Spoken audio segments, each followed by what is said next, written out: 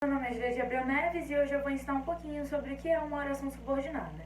Bom, antes de tudo a gente tem que lembrar que uma oração subordinada ela sempre acompanha uma oração principal, ou seja, é um período composto, duas orações ou dois verbos.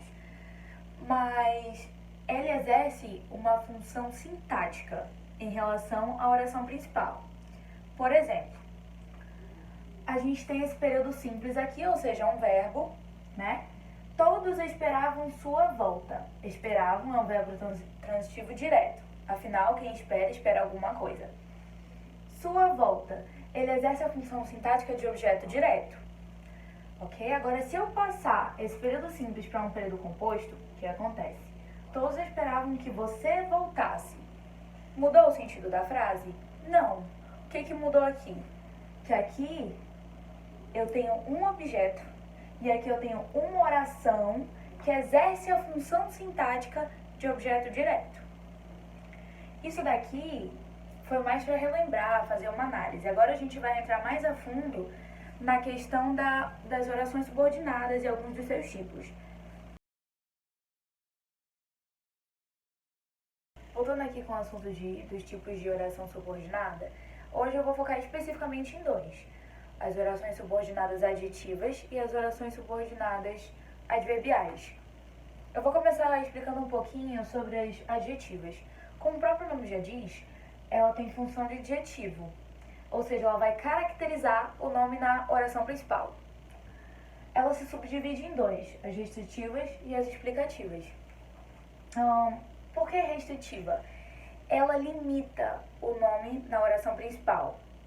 Como assim? Vou explicar aqui com um exemplo. As pessoas que praticam esportes são as mais saudáveis. Eu não estou englobando todas as pessoas, eu estou limitando a um grupo específico, ou seja, o grupo daqueles que praticam esportes, certo? Exemplo 2.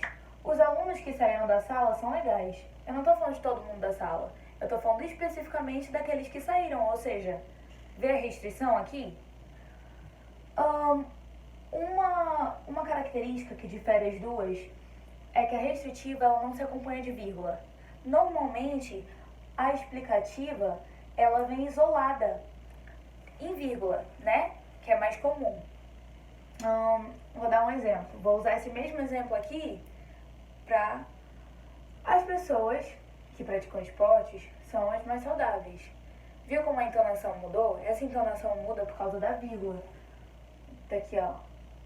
Que separa a oração subordinada. Agora a gente vai dar uma olhada nas orações subordinadas adverbiais. Uma oração subordinada ela é considerada adverbial quando a oração subordinada tem função de advérbio, né? E ela é classificada em 9 tipos. Vamos começar aí pelo causal. Ele indica a causa do que ocorre na oração principal. Exemplo: Felipe acha que vale muito porque é rico. A oração subordinada aqui dá a causa do porquê o Felipe acha que ele vale muito, né? Porque ele é rico. As principais conjunções são porque, já que e visto que. Condicional indica condição para a oração principal. Exemplo: saia daqui apenas se eu disser.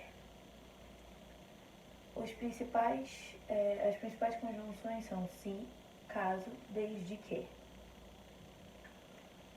Conformativa.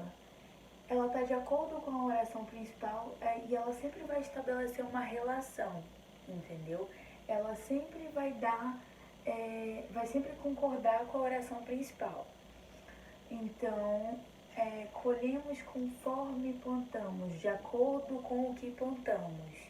Tem sempre uma concordância aí, né? As principais conjunções são conforme, segundo e como. Concessiva. Indica o contrário que consta na oração principal, porém sem anular. Eu vou dar um exemplo. Direi tudo que sei, mesmo que me prendam. Aqui eu tenho duas informações. E ambas são diferentes, mas elas a oração subordinada complementa a oração principal, ou seja, elas não se anulam. São informações opostas, mas que não se anulam. Muito pelo contrário, a oração subordinada complementa a oração principal. Além dessas que eu citei aqui, ainda tem mais 5, né? Que seria a consecutiva, a temporal, a final, a comparativa. Mas eu já tô chegando ao final do meu vídeo e eu cheguei assim, até aqui e pensei, quanta gente deve pensar, né? Tá, mas qual é a utilidade disso tudo?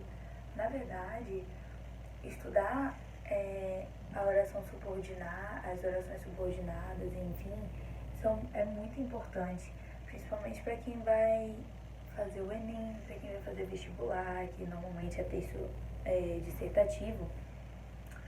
E a gente aprende muito a usar as conjunções, né? A gente aprende a utilidade delas, das conjunções, quando a gente entra nessa parte gramatical, né? Então, ela é muito útil para a coesão dos nossos textos.